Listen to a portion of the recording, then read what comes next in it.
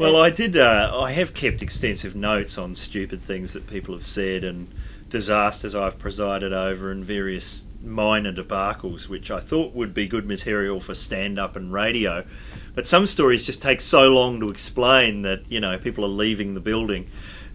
There's a story in the book called The Yeti that I've tried to do in stand-up.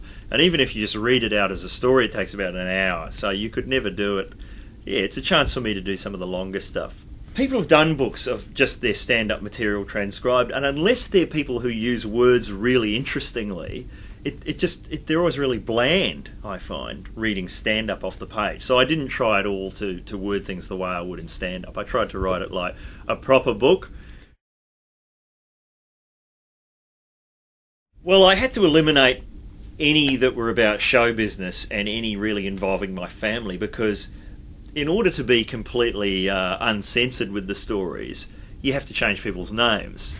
And now you can't change the name of someone in your family. That would just be creepy.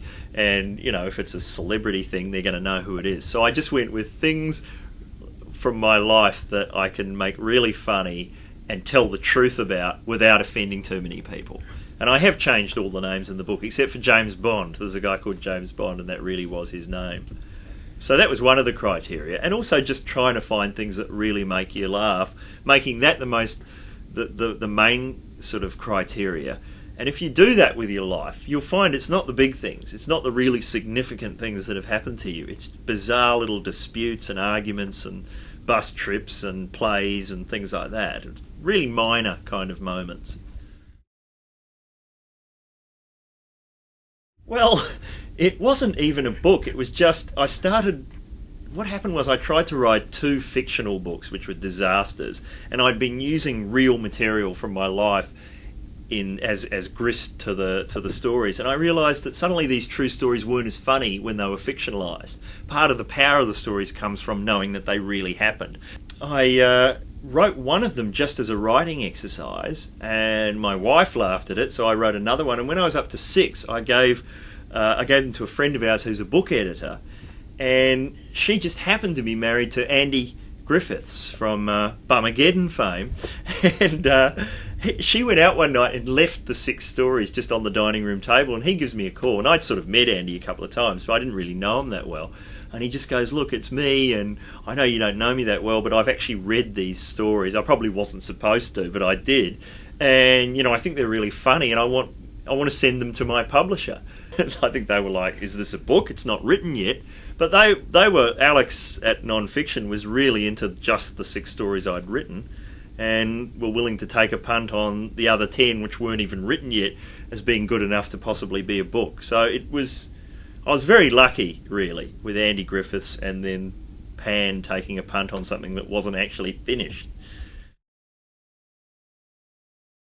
Lolly Scramble is a very common New Zealand phrase. In fact, if you type Lolly Scramble into Google, you will get 70,000 entries.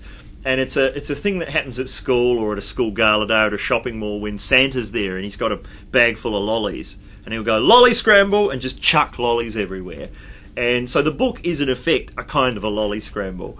And there is a story involving a very disturbing lolly scramble gone wrong at the end of the book. So it will make sense when you get to the end of the book. But I think in Tasmania they have the phrase lolly scramble. That's what I'm told.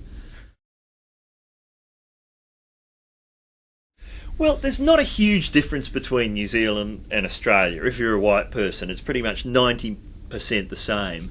And I remember when I was a kid reading and loving a book called Unreliable Memoirs by Clive James. Now, I had no idea who Clive James was, but it was full of stories about rolling Jaffas down the aisle at the movies and go-kart races that went horribly wrong.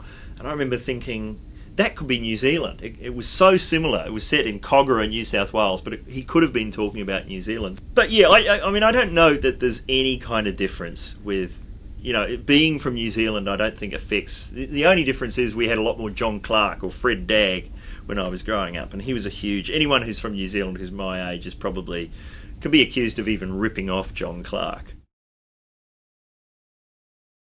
I haven't bothered to get into any video games since Nintendo 64 because I don't trust myself. It's like, I know that if I get that stuff, I just will never leave the house and I'll just sit there playing it. I mean, I got hooked on GoldenEye, which is an old which is like talking about a penny farthing bicycle in terms of video games.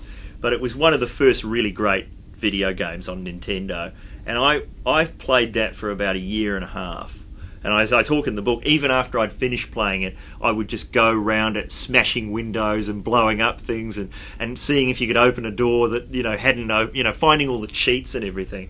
And I just don't think I would get anything done if I had the modern video game. So in this book, I've started with GoldenEye, which was my favourite game, and I've gone backwards through time to firstly to Game Boy, which I was addicted to when that came out in the early 90s, then Donkey Kong, that I was addicted to in the early 80s, and then Pong, right back in the 70s, which was like, for the young people watching, it was like ping pong on a black and white TV.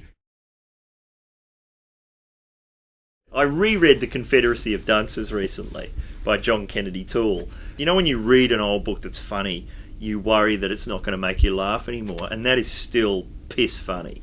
Confederacy of Dunces would be my rave. Although it's cursed as a movie, it's people have been trying to turn Confederacy of Dunces into a film for years, and John Belushi was going to play Ignatius, and then he died.